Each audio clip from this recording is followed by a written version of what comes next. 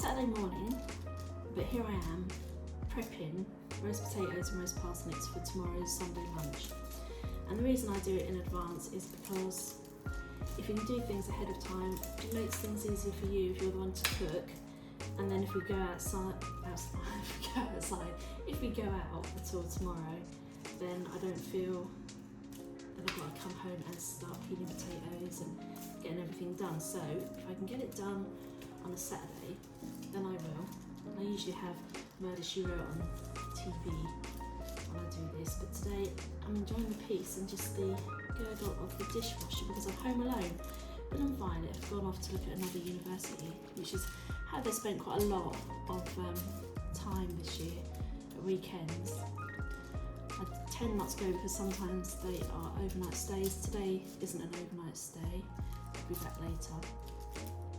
But I may or may not have a delivery.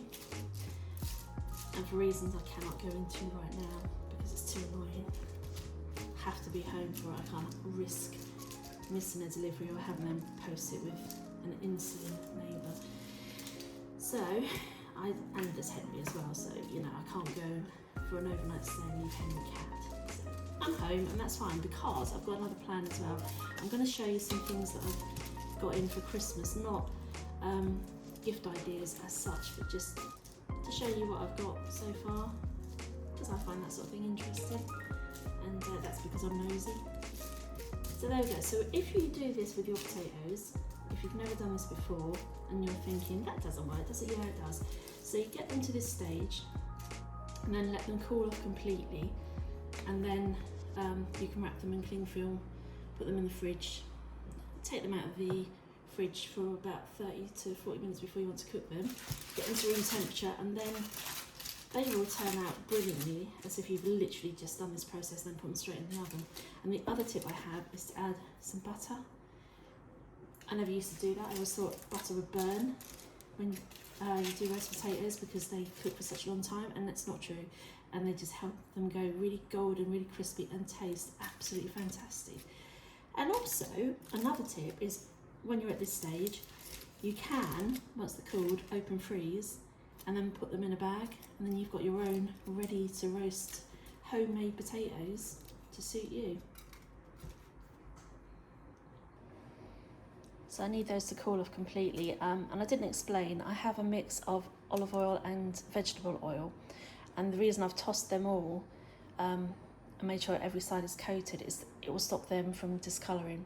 They'll be absolutely fine, they'll just cool down and look like this.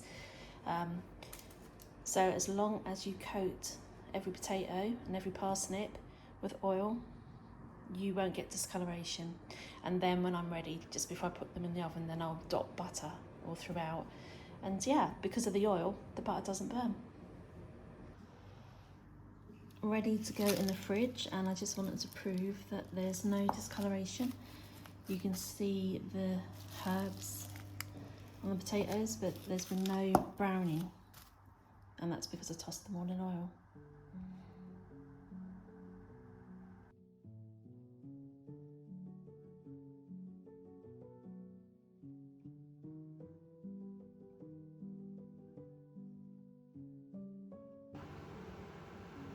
Into the laundry room for this bit.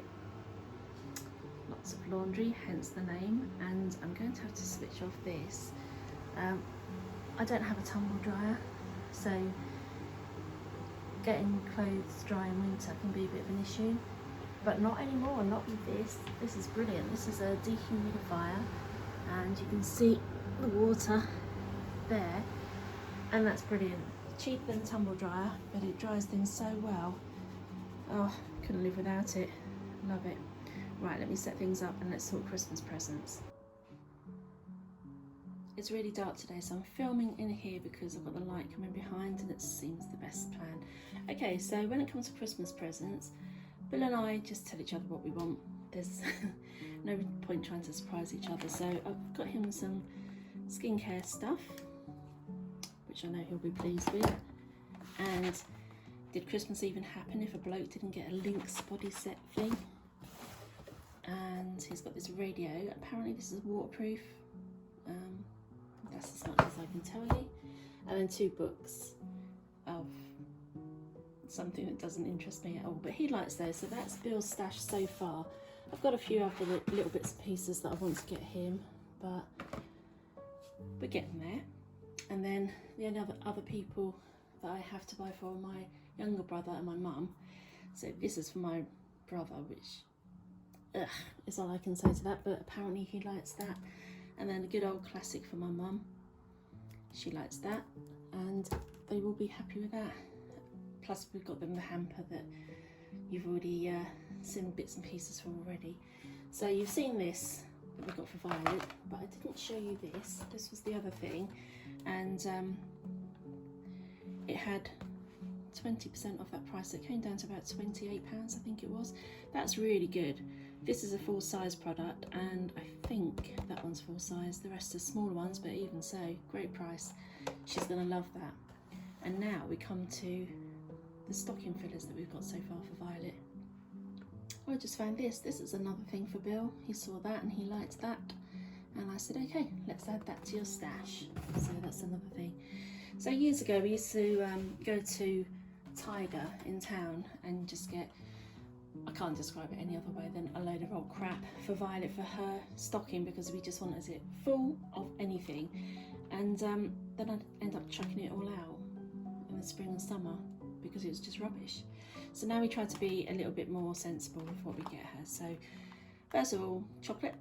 She likes Reese's, so that's pretty good. All of these bits have come from the B&M, so I'm sorry if you're outside England and you can't get these, but I'm just showing you what we've got really.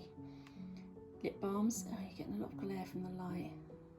Lip balms for £4 in the flavour of J2O. That's class, I tell you. This was £6, and I thought she's going to love that.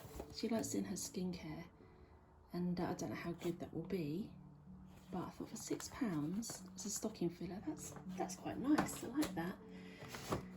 Candle with matches in a bowl. Love that. £6. So they're all things that I would say you can use that will be useful and she'll like. Apart from this was just a piece of tat. June birth flower keyring. Is it? What is that flower meant to be? I don't know. But it's the only June one they had, so for £3 I thought I'd just get that.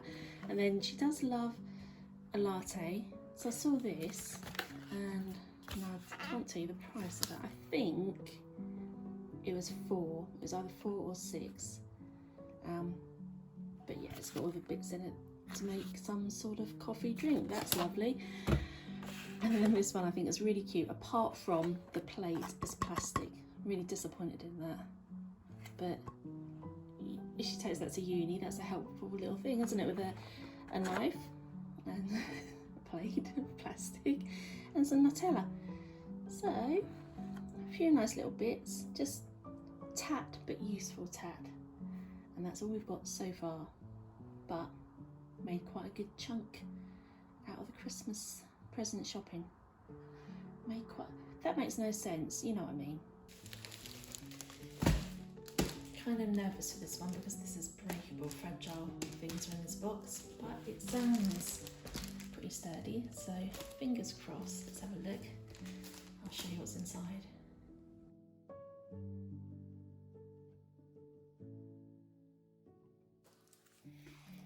A slightly darker red than I would have liked, really. I wanted some miniature casserole dishes, because I use these quite a lot anyway. I've got some in a beigey colour, but I thought these would be nice for over Christmas time. But it's hard to tell, isn't it, on the websites what the colour is going to be like. So it's more of a browny red. I mean, I don't hate it, I think it's quite pretty, but it's not exactly what I expected, but it's okay, we can work with that. I'll show you where they're going to go.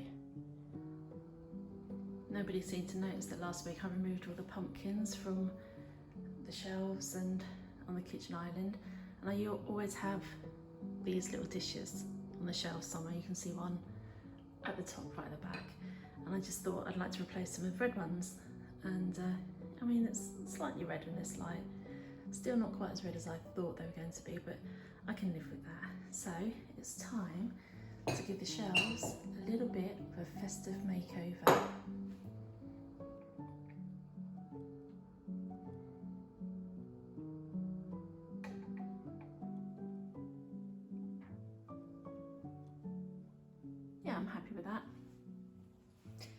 So I do, after all my dithyrambication over the colour, I really like that colour. It's so elegant. Even though it's browner than I would have liked. I'm not sure if it had been this bright, I would have liked it any better, to be absolutely honest with you. And so it's quite simple. It's literally just little collections of things. I've added velvet onto Eunice, the plant holder's neck, and the lovely candy cane, or I don't know what they, some sort of sweetie, bauble. They are glass, and you know that I'm banned from having glass ornaments because I break everything that I have.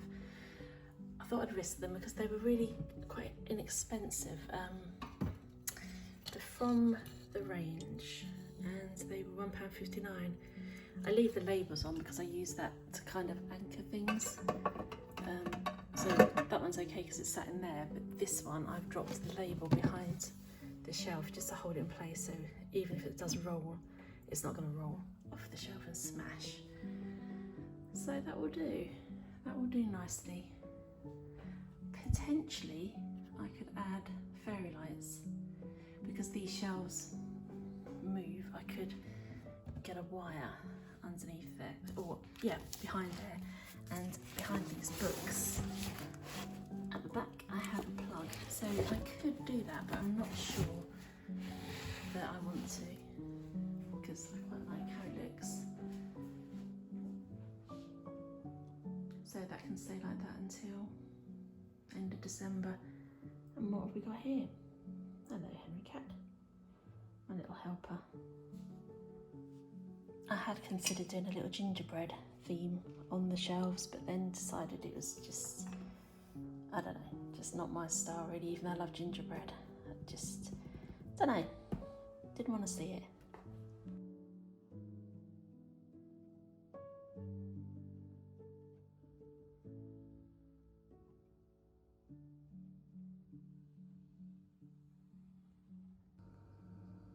So I saw this and for a moment I was tempted, and then I remembered the little disaster of the house and decided nope, no matter how tempted I am not going to make another pointless waste of time thing, even if it is really cute. How cute is that?